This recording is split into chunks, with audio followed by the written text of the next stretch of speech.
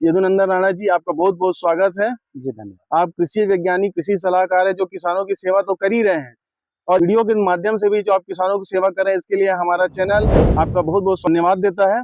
गेहूं की खेती है, कर तो सभी रहे हैं, लेकिन हम आपसे तकनीकी खेती के बारे में जानकारी चाहेंगे ताकि हमारे किसान भाइयों को, हमारे छत्तीसगढ़ किसान भाइयों को, हमारे देश के किसान भाइयों को तकनीकी ज्ञान और हमारा जो उनका उत्पादन है वो बढ़ सके। तो सबसे पहले हम जानना चाहेंगे राणा जी की बोने का उचित समय क्या होगा? जी, बहुत बढ़िया सवाल। किसी भी फसल का उत्पादन उसके बोने का सही समय पर ही निर्भर है। गेहूं का बोने का सही समय जो है, हमें 10 अक्टूबर से 10 नवंबर के मध्य हमें कर देना चाहिए। यदि इसके बाद में यदि हम बुआई करते हैं, उत्पादन में फर्क पड़ता है। गेहूं की बुआई का औसत तापमान गेहूं के बुआई के समय या इसकी फसल का सही बढ़वार एवं उत्पादन सभी का औसत तापमान यदि देखा जाए तो लगभग 22 से 30 डिग्री तापमान के मध्य इसका औसत तापमान होना चाहिए। बलुई दोमट ह्यूमस से युक्त मिट्टी जिसमें ऑर्गेनिक कार्बन पर्याप्त हो, उपजाऊ मिट्टी जिसे कहते हैं, काली मिट्टी, हल्का रेतीली मिट्टी, इसमें भी गेहूं का अच्छा उत्पादन प्राप्त किया जा सकता है। हाँ, पीएच मान के यदि हम मिट्टी जांच कराते हैं जी उससे मिट्टी का पीएच ज्ञात होता है। जी। यदि पीएच स्केल में पीएच मान गेहूं के उत्पादन के लिए 6 से 8 का पीएच उचित है। यदि अधिक पीएच है तब फसल उत्पादन में दिक्कत होगा। इसके लिए भूमि शोधन हेतु जिप्सम का प्रयोग करना चाहिए। एवं यदि पीएच मान 6 से कम है, उस परिस्थिति में चूने का प्रयोग भूमि शोधन के लिए करना चाहिए, जिससे जो पीएच मान है उसे संतुलित किया जा सके। जी। बहुत से उन्नत किस्म है जिसमें अलग अलग कंपनियां जो सीड में रिसर्च कर रही हैं एवं अपना किस्म ला रही हैं। इसमें बहुत ही प्रचलित किस्म है निर्भय, SW26, Shriram super, SR05, Shriram 111, इस प्रकार की बहुत सी अच्छा उत्पादन देने वाली किस्म हमारे यहाँ मौजूद है।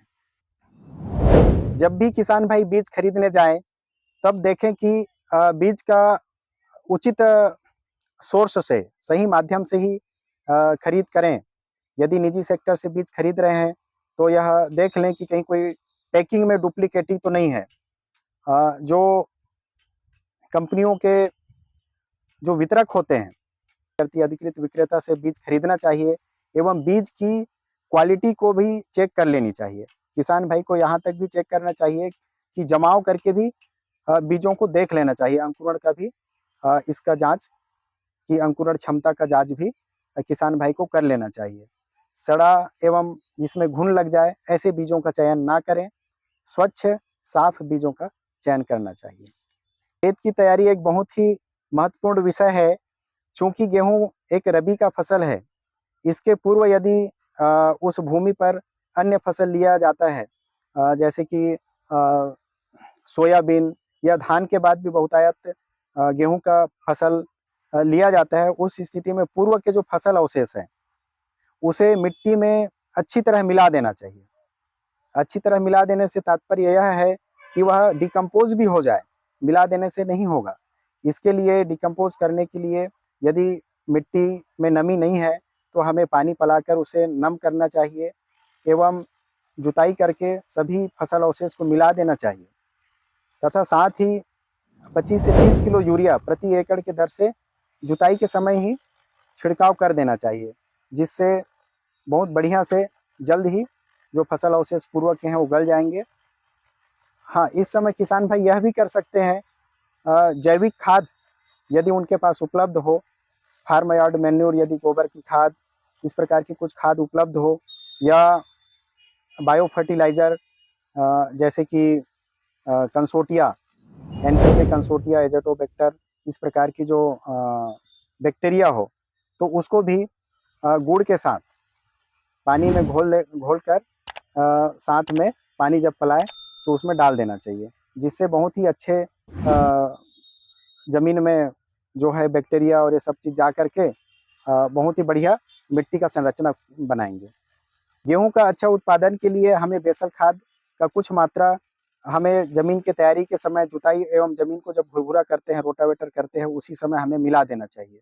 इसके लिए डीएपी 25 किलो, माइकोराइजा पंचम gold 10 kilo, magnesium sulphate 10 kilo, potash 15 kilo को हमें अच्छी तरह जमीन में मिलाकर भुरभुरी कर लेनी चाहिए। निश्चित तौर पे गेहूं को कोई छिड़क के बोता है, कोई अपने अपने तरीके से ब्रॉडकास्टर के माध्यम से बोते हैं, लेकिन सबसे सही वैज्ञानिक विधि की बात करें तो गेहूं को सीड ड्रिल के माध्यम से बोना चाहिए, जिससे बीज का सही जमाव होता है, सही गहराई पर बीज की बुआई होती है। लगभग 1.5 से 2 इंच की गहराई पर बुआई होने से सभी बीजों में पर्याप्त अंकुरण एवं नमी लगने से सभी में पर्याप्त अंकुरण होता है। इसलिए सबसे सही विधि है सीड ड्रिल के माध्यम से बुआई। गेहूं का सही उत्पादन के लिए प्रति एकड़ 50 से 60 किलो बीज का प्रयोग करना चाहिए।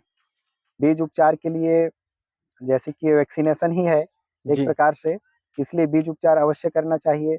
बीज उपचार करने के लिए 2 ग्राम थायरम प्रति किलोग्राम बीज के हिसाब से बीज का उपचार करने से बहुत से फफूंदीजनक रोग से नियंत्रण पाया जा सकता है।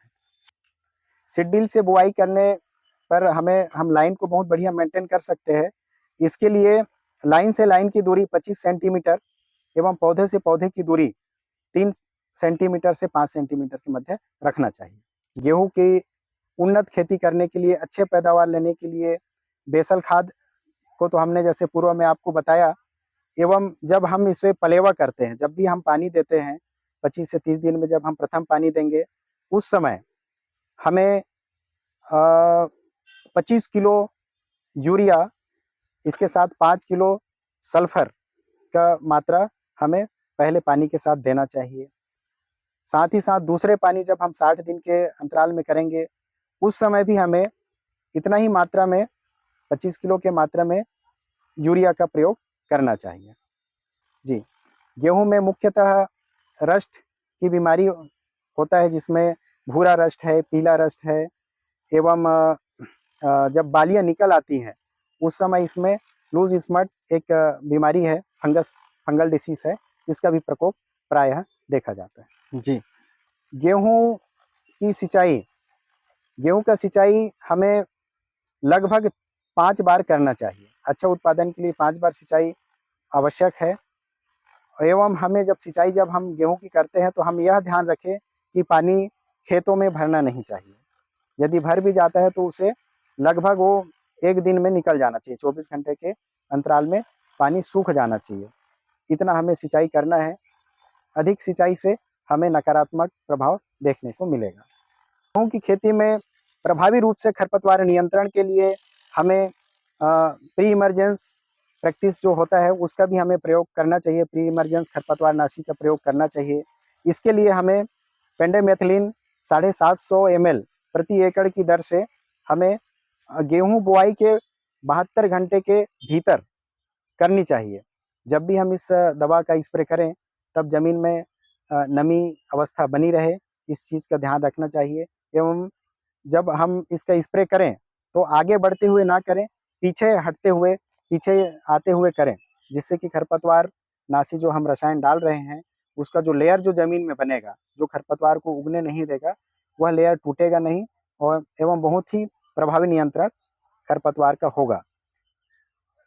जर्मिनेशन के पश्चात जब खरपतवार भी उग जाए एवं फसल भी उग जाए, तब जब हम पहला पानी लगाते हैं, लगभग 25 से 30 दिन का एक समय होता है जब पहला पानी जब हम लगाते हैं, उस समय हमें खरपतवार नाशी का प्रयोग करना चाहिए। पानी लगाने के तुरंत बाद हमें खरपतवार नाशी के रूप में एक दवा है,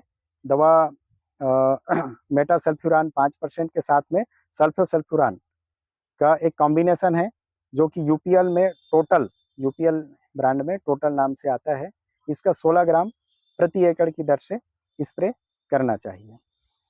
गेहूं का अवधि 120 से लेकर के 145-50 दिन तक के अवधि अलग अलग किस्मों में होता है। गेहूं की खेती में सावधानी हमें विशेष सावधानी यह रखनी चाहिए, बोने से पहले बुआई से पूर्व खेत को भुरभुरी कर लेना चाहिए। जितने भी फसल अवशेष है उसे जमीन में दबाकर उसे डिकम्पोज करने का प्रयास करना चाहिए एवं उसके लिए हमें यूरिया खाद का प्रयोग करना चाहिए शुरुआत में, एवं डिकम्पोजर बैक्टीरिया भी हम डाल करके जमीन को करें। तत्पश्चात जब हम बुआई करें, अधिक सिंचाई ना करें। अधिक सिंचाई से भी फसलें पीली पड़ती हैं, इसलिए अधिक सिंचाई करने से हमें बचना चाहिए। नमी बनाकर ही नमी को मेंटेन रखना चाहिए, न ज़्यादा अधिक होना चाहिए और न ही कम होना चाहिए। अलग अलग परिस्थितियों में इसका अलग अलग हो सकता है, लेकिन यदि हम बात करें उन्नत तकनीक से, यदि हम खेती करें सही फसलों का, सही उन्नत बीज का प्रयोग करके और सही तकनीक का, तो लगभग गेहूं की खेती में 25 से 30 हजार प्रति एकड़ का खर्च होगा जी। एवं उत्पादन के हिसाब से और बाजार की कीमत के ऊपर इसका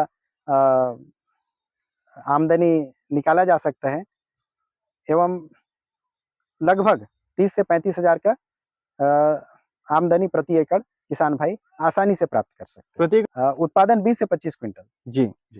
इसके लिए हमें स्प्रे के रूप में गेहूं में जब पहली सिंचाई करें उसके पश्चात लगभग 25 से 30 दिन का जब गेहूं का फसल हो जाए उस समय हमें पहले स्प्रे करना चाहिए। पहले स्प्रे में हमें क्लोरोपाइरीफास 300 ml, साथ में टेबुकोनाजोल के साथ में सल्फर का एक फंगिसाइड आता है, स्वाधीन एवं अलग अलग नाम से आता है इसी टेक्निकल में, एवं स्वाधीन का मात्रा सर 400 ग्राम प्रति एकड़ इसका हमें स्प्रे करना चाहिए। जी। दूसरा स्प्रे हमें करना चाहिए लगभग 60 से 65 दिनों में। उस समय हमें लिहोसिन 200 ml प्रति एकड़, 1919, 1919 1 kg प्रति एकड़, साथ में काम्बी 2 जो सूक्ष्म पोषक तत्व है चिलेटेड फार्म का, इसे 200 ग्राम प्रति एकड़ की दर से 200 लीटर पानी में घोल करके हमें स्प्रे करना चाहिए। साथ ही साथ तीसरा स्प्रे की बात करें तो 85 से 90 दिन का जब फसल हो जाए उस समय हमें क्लोरोपाइरीफास एवं साइपरमेथ्रिन 300 ml, साथ में लिहोसिन 200 ml एवं नेटियो फफूंदीनाशक इसका 100 ग्राम प्रति एकड़ की दर से स्प्रे करना चाहिए। इस प्रकार के स्प्रे शेड्यूल रखने से प्रायः गेहूं स्वस्थ रहेगा, किसी प्रकार का रोग एवं बीमारी नहीं होगा। जी राणा सर, आपका बहुत बहुत धन्यवाद जो आपने किसान भाइयों को गेहूं की खेती के संबंध में इतनी अच्छी जानकारी दी। किसान भाइयों, इसमें हमने बीमारी तो बताई लेकिन बीमारी का उपचार अभी तक नहीं बताया है। तो बीमारी का उपचार आपको अगर जानना है तो इस वीडियो को सब्सक्राइब करें और अपने कमेंट के माध्यम से दें। अगले वीडियो में आपको गेहूं की बीमारी और उसकी उपचार के बारे में जानकारी मिलेगी। धन्यवाद।